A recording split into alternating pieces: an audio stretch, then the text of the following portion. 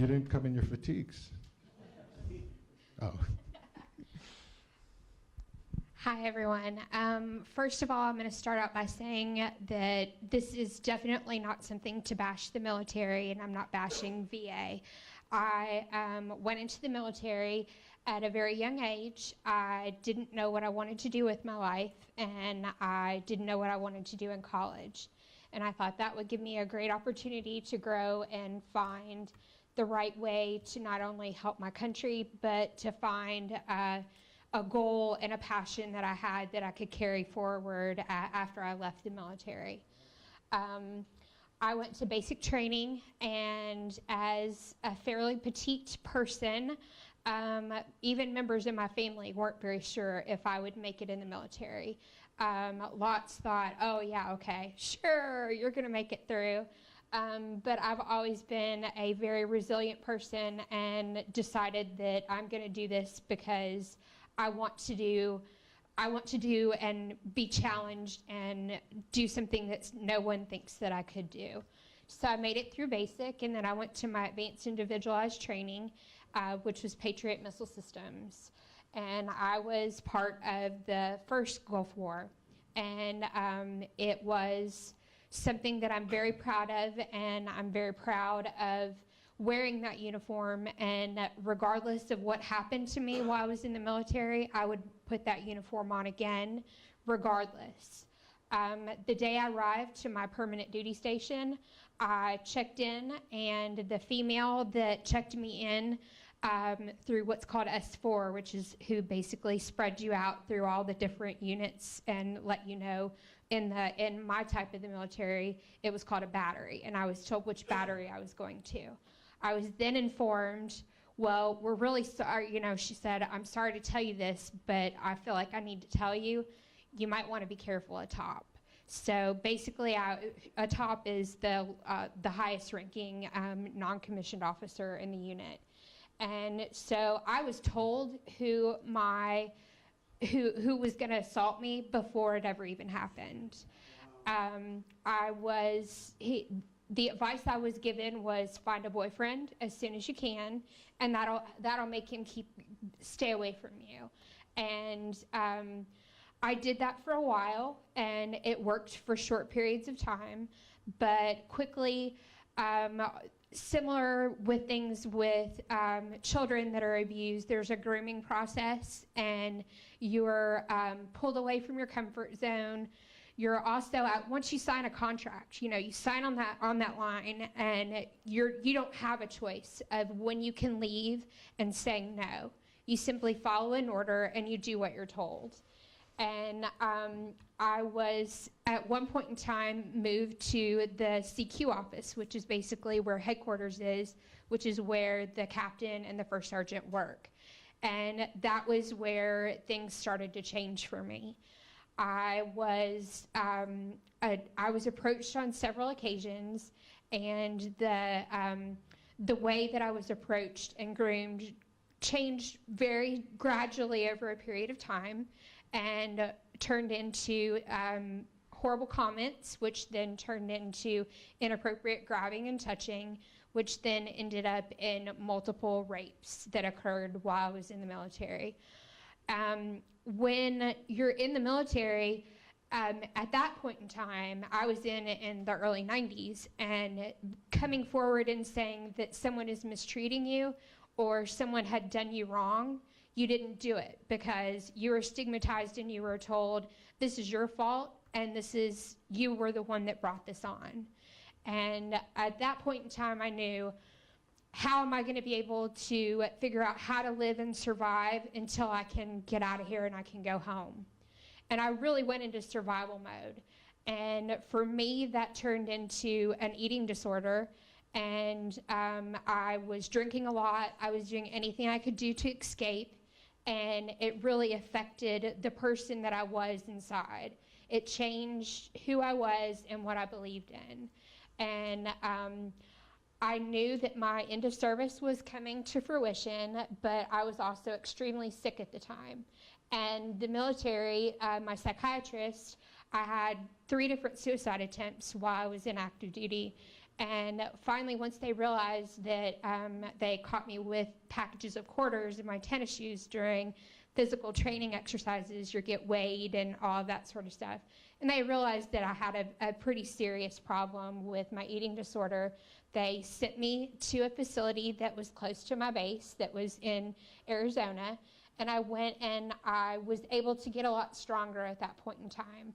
I was able to realize that this wasn't my fault, that I was harmed, and this had nothing to do with me. This was a serial predator who decided he was going to take control where he knew he could. Not all men in the military are bad, and some are just completely overlooked. From top command down, they know it's happening, but they choose simply not to address it because it's easier to act like it's not there rather than to say, we have a problem, and what are we going to do to fix it? So after I came back from my facility, I went to the person that is responsible for reporting sexual harassment, and I shared with him that something was happening.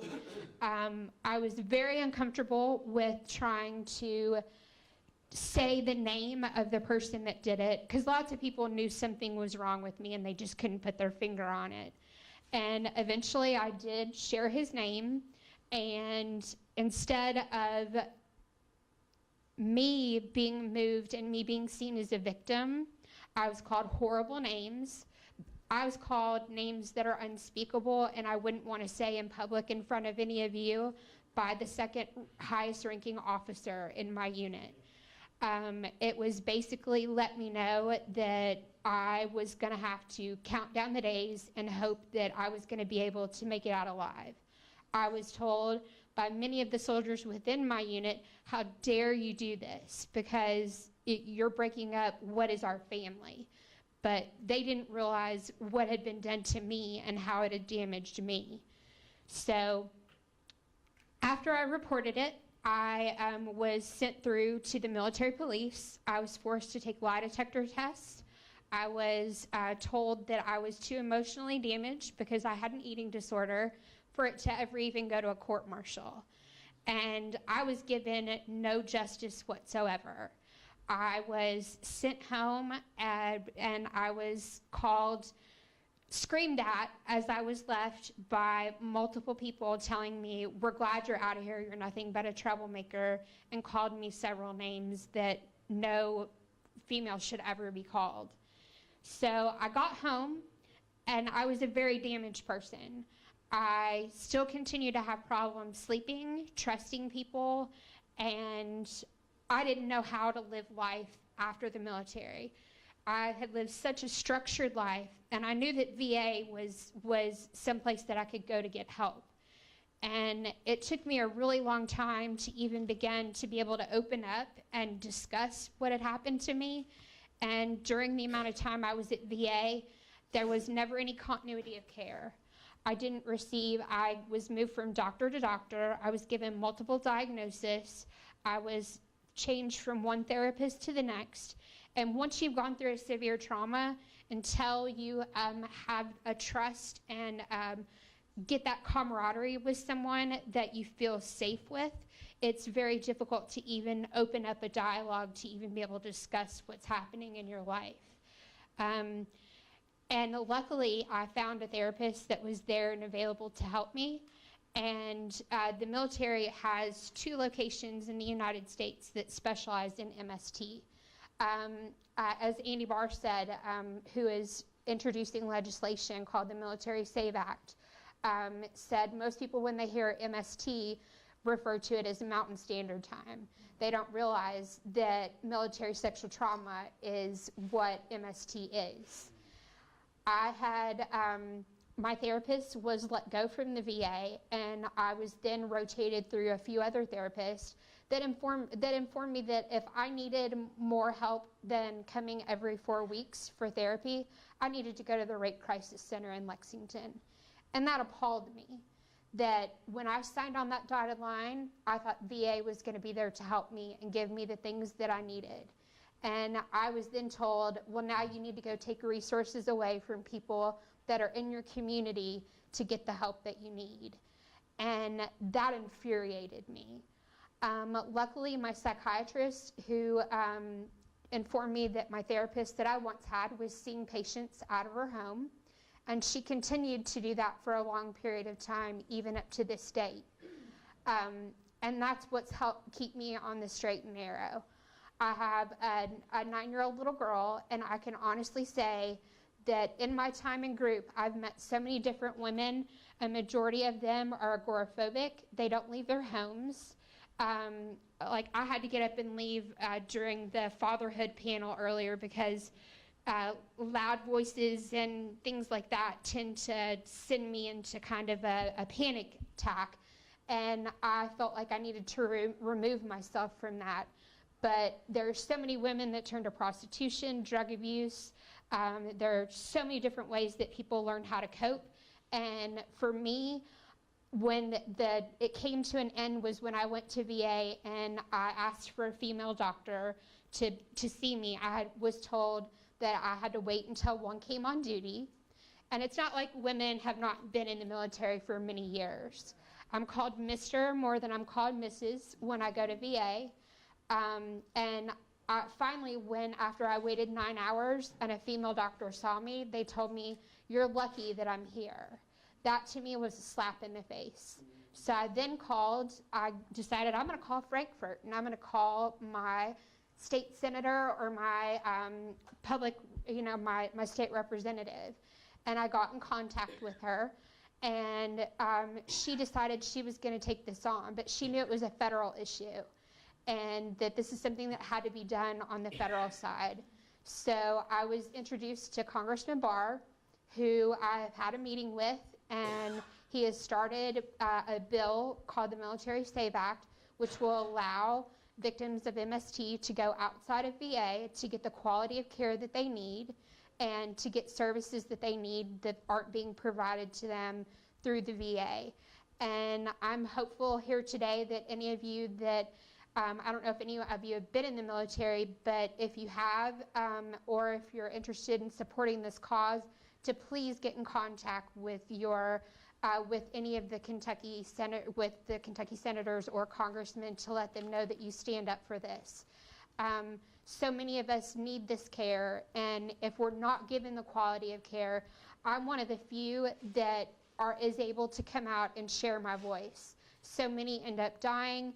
So many end up never leaving their homes. We've had girls go to jail for drugs and things like that. But for me, I've got a 9-year-old little girl, and I can truly say that if I hadn't have had her, I don't think I'd be alive today.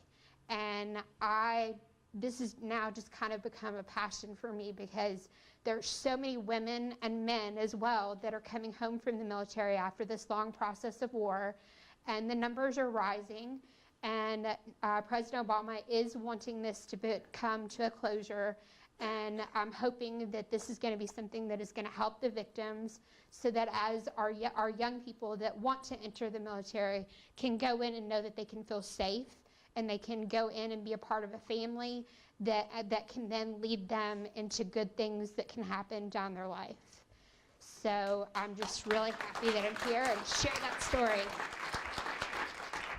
I have some questions. What's the name of the bill? The Military Save Act.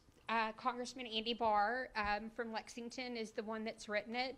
He's starting a website that will be on, but it's Congressman Barr is who's doing it. It's called the Military Save Act. Save Act. How you spelling that? SAVE. I got a question. That was the early 90s, right? It was. Has it changed? I mean, this is 20 years later. All the information's out there about the bills, all that stuff. I mean, no, the numbers have risen. At least now more people are willing to come forward and press charges, and those numbers have risen dramatically. But if now the numbers are only at 26,000 a year, imagine what they've been for so many years before. well, that's what I mean. I mean, there's more reporting now. People feel better about reporting. It's getting better. It's getting, because the topic is out there and it's open, now things are changing where the victim is moved to a new location. They've changed the process, and there's more victims advocacy and different things that have changed so that victims can come forward and not feel as though they're going to be, scrutinized and victimized once again by the people that are around them. So in a way, your voice all this time has changed things for the better. So you've already helped the military. You've already helped. It's, for me, it's been a very hard road for me, but more than anything, I want all of these men and women who are coming home to have the ability to not have the 20 years that I've had. I don't want them to go through the struggles that we've all gone through, being homeless, having different problems as they go. So for me, it's about these people that are coming home, as well as helping those that have been survivors and been a part of my group that I've been in for a while at VA. One more question. What about the men who are assaulted? Lots of men are being assaulted, and they're probably the largest group that are overlooked. Is it larger than females getting, or is it half and half? I think a lot of it is the shame and guilt that goes around it for men. So I don't think nearly as many men are reporting, and more women are reporting because, the stigma is lessened, though it's still horrible. Many men don't want to come forward due to the shame. Wow. See, when people think sexual assault, we automatically think men and women. I do. But I think the 50% of those assaulted in the military are male, by other males. Well, I just want to thank you for coming. You've already done so much great work. I think you're going to solve it by yourself. I mean, with that passion. And you said you were going to be nervous?